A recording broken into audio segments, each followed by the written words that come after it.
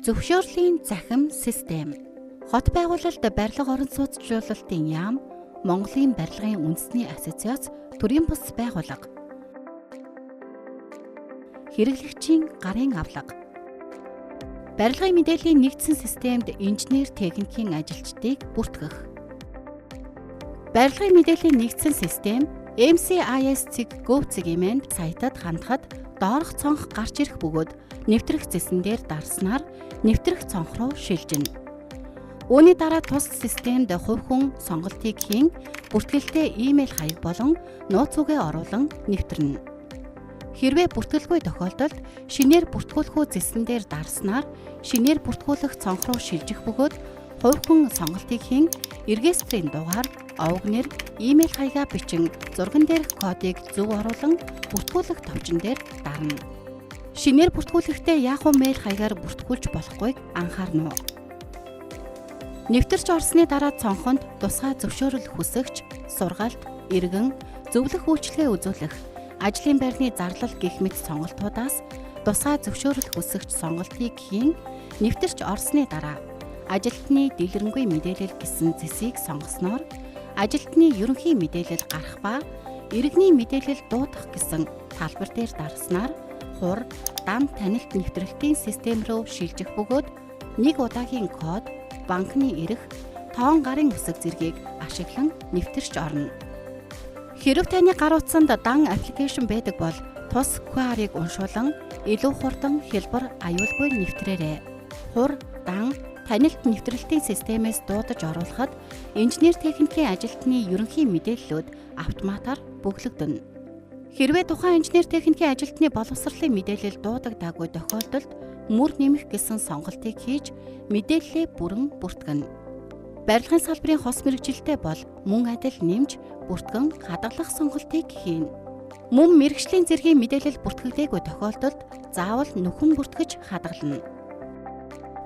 Барилгын нэгдсэн мэдээллийн систем, аж ахуй нэгж байгууллага нэвтрэх заавар.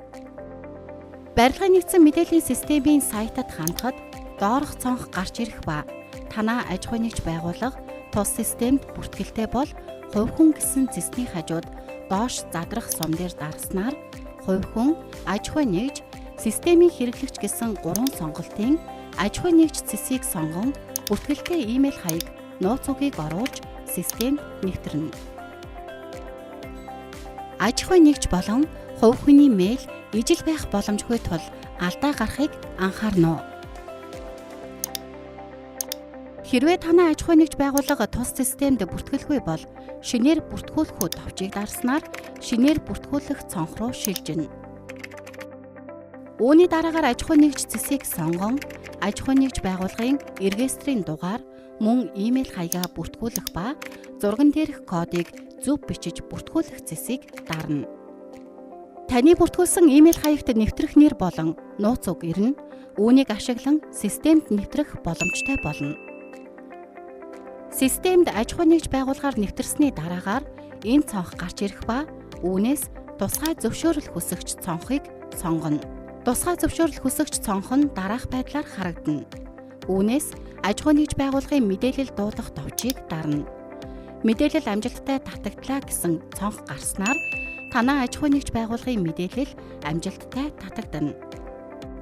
Барилгын нэгдсэн мэдээллийн систем, аж ахуй нэгж байгууллага нь инженер техникийн ажилтныг бүртгэх заавар.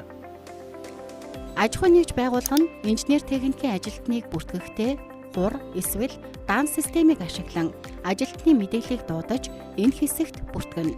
Инженер техникийн ажилтныг хэрхэн бүртгэх вэ?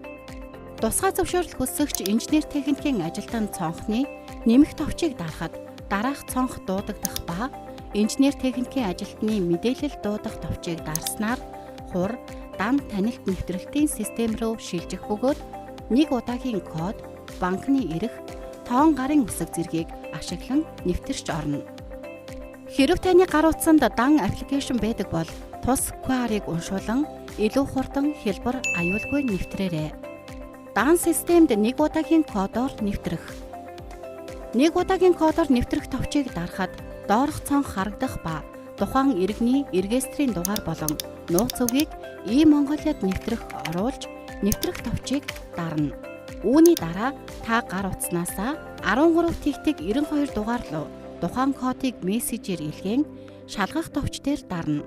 Үүний дараагаар таны дараах мэдээллийг авах хүсэлтэй байна гэсэн цонх нээгдэх ба зөвшөөрөх товчийг дарснаар ажилтны мэдээлэл амжилттай дуудагдана. Дан системд банкны эрхээр нэвтрэх.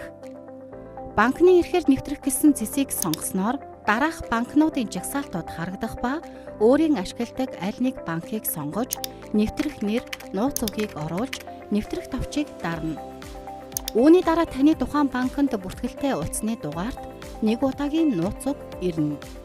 Ирсэн нууц үгийг тухайн талбарт оруулан үргэлжлүүлэх товчийг дарна. Үүний дараагаар та дан системд доорх мэдээллүүдээ өгөхийг зөвшөөрч байна уу цонх гарч ирэх бөгөөд зөвшөөрөх товчийг дарснаар ажилтны мэдээлэл амжилттай дуудагдана. Инженер техникийн ажилтны мэдээлэл дуудаж хадгалах. Дан системд дээрх 3 төрлийн аль нэгийг сонгон ажилтны мэдээллийг амжилттай дуудахад ерөнхий мэдээлэл, хаягийн мэдээлэл, нийгмийн даатгалын мэдээлэл болон боловсролын мэдээлэл дуудагдсан байх бөгөөд хэрэв хувь хүнээс боловсролын мэдээллээ оруулаагүй тохиолдолд аж ахуй нэгждээр хадгалагдах боломжгүйг анхаарна.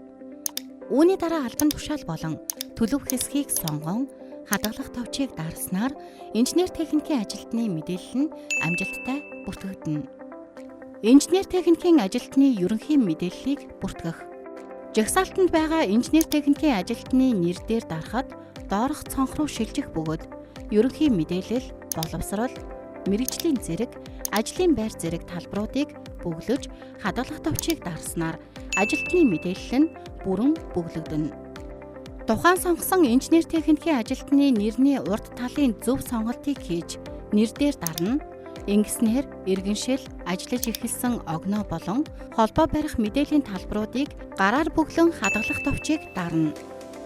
Аж ахуй нэгж байгуулга нь инженер техникийн ажилтны боловсрол, мэдээллийг шинжилэн бүртгэх. Шинжлэх гэсэн зэсний урд талын талбарыг зөвлөн сонгож тухайн инженер техникийн ажилтны нэр дээр дарна. Үүний дараа тухайн инженер техникийн ажилтны ерөнхий мэдээллийн цонх руу шилжинэ.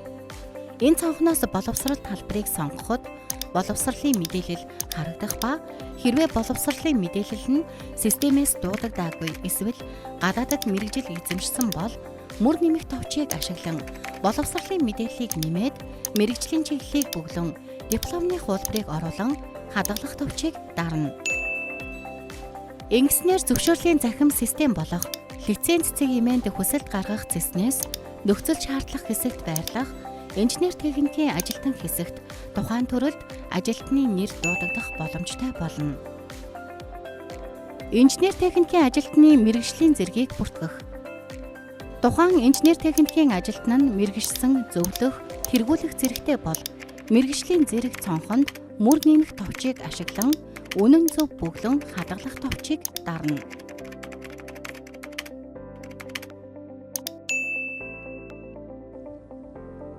Үйлчилгээний хураамж төлөх болон дансны мэдээллийн тухай. Үйлчилгээний суур хураамж 420 мянган төгрөг байх ба таны сонгосон ажлын төрлөөс хамаарч 50 мянгаас 200 мянган төгрөгийн нэмэгдэл төлбөр тооцогдохыг анхаарна уу. Монголын барилгын үндэсний ассоциац төрийн бус байгууллагын барилгын үйл ажиллагааны тусгай зөвшөөрлийн хэлтэс.